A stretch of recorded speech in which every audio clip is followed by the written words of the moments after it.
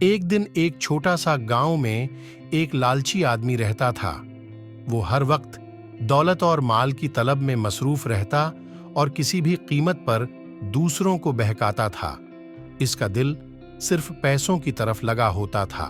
ایک دن وہ ایک جادوگر کے پاس گیا اور اس نے جادوگر سے کہا، میری دولت کو مضبوط کرنے کے لیے کوئی جادو کرو۔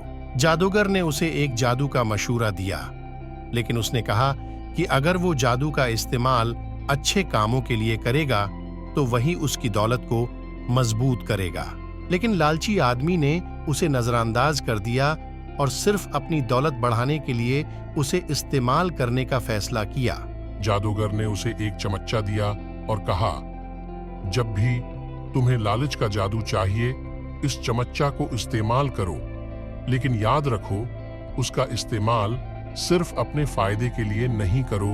لالچی آدمی نے جادوگر کی بات نہیں مانی اور جلد ہی اس نے چمچہ استعمال کیا۔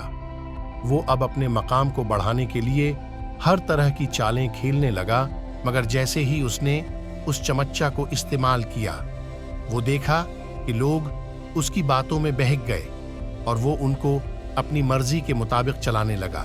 لیکن اس کا دل کبھی بھی سکون نہیں پایا اور وہ ہر وقت زیادہ کچھ چاہنے لگا۔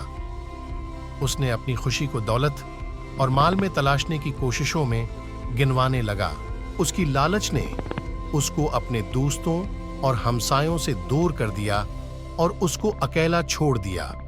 اس کی دولت مضبوط ہو گئی، مگر وہ اب اکیلا اور تنہا تھا۔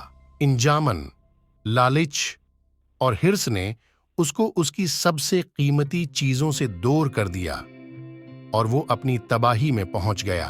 دوستو، اگر ویڈیو اچھی لگی ہے تو ویڈیو کو لائک کریں اور چینل کو سبسکرائب کریں۔